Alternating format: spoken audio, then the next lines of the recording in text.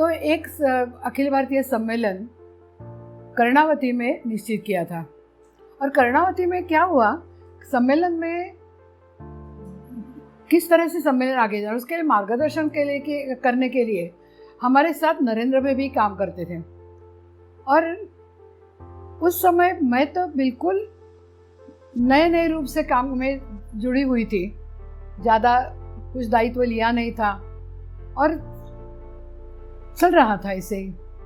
और बैठक में जाने का प्रसंग आया, क्या क्या काम किया है सम्मेलन के बारे में, किस किस तरह से काम करना है, ये सब जो सूचना मिलती थी वो काम हम यहाँ करते थे। तो वहाँ जाके वृत्त देना है। बैठक में नरेंद्र भाई भी उपस्थित रहते थे। तो नरेंद्र भाई ने पूछा, सरोजताई क्या है, बैठक हो गई महिलाओं की? मैंने कहा हो गई। तो कितनी बहनें थी? हाँ 20-22 बहनें थी। तो एकदम से उन्होंने पूछा 20 थी या 22?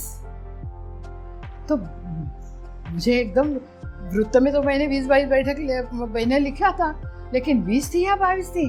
अच्छा हुआ, उनके तरफ से खूब मार्गदर्शन मिलता था, वृत्त कैसे लिखना है, क्या क्या लिखना है वृत्त में, संख्या के वृत्त कैसा होता है, यह सब उनसे सीखने को मिला।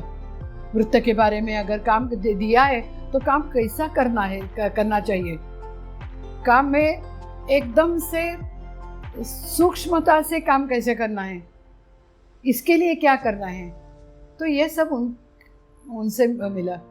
लेकिन सम्मेलन में पूरा मार्गदर्शन नरेंद्र भाई का बिल्कुल एकदम सूक्ष्मता से एक एक वस्तु का मार्गदर्शन का था।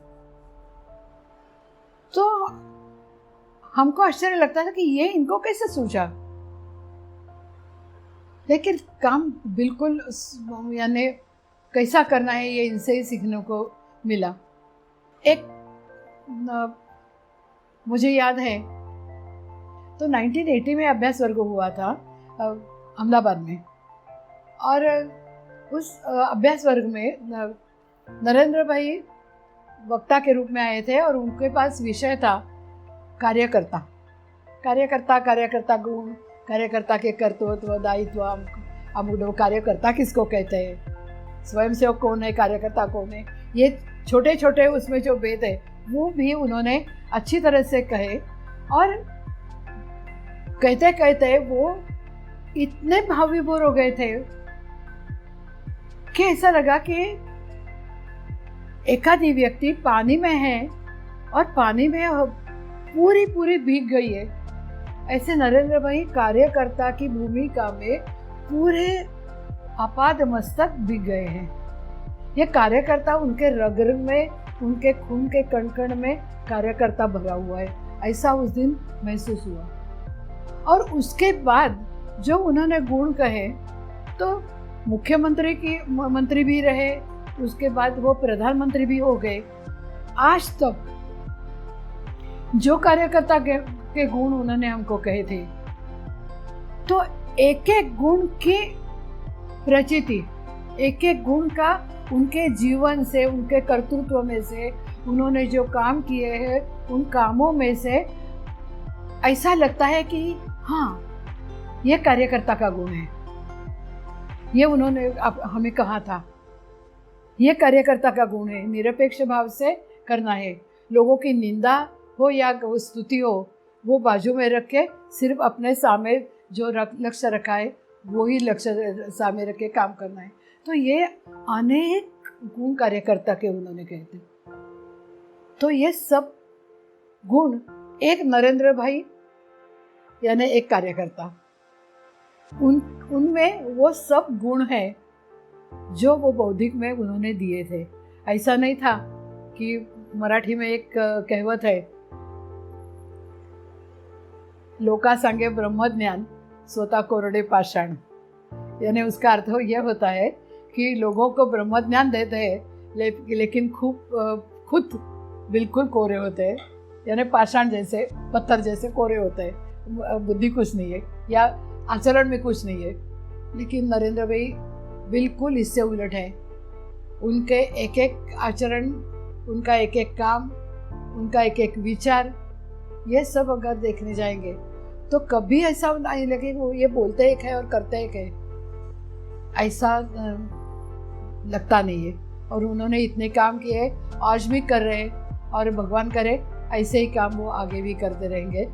जब मुख्यमंत्री हो गए तब उन्होंने हम सभी सेविकाओं को, यानी मुख्य हमारी जो प्रांत की टोली थी, तो प्रांत की टोली और अन्य गांवों में भी जो मुख्य बहनें थी, उनको हमको लगभग एक 15-20 जन का ग्रुप को भोजन के लिए बुलाया।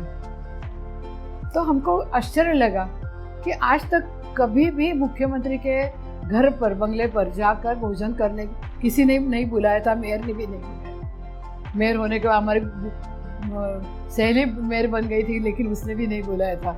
लेकिन मुख्यमंत्री होने के बाद नरेंद्र भाई ने अब बुलाया है। सबको आनंद भी हुआ, आश्चर्य भी हुआ। तो हमने उनको हमारी भावना व्यक्त की उनके सामने पुष्पगुच्छ देने के बाद कि हमें बहुत अच्छा लगा आपने बुलाया है, लेकिन हमारी बिल्कुल अपेक्षा नहीं थी। हमने कभी सोचा भी नहीं था कि मुख्यमंत्री हमें बुलाएंगे।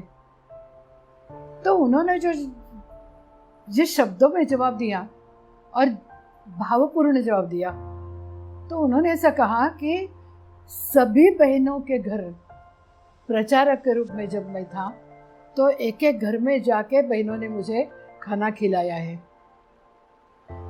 सिर्फ खाना नहीं खिलाया, तो हर एक घर में एक एक अच्छा विचार भी मिला है मुझे। और ये जो मेरा शारीरिक और बौद्धिक पोषण हुआ है, उसके आधार पर मैं आज यहाँ आ गया हूँ।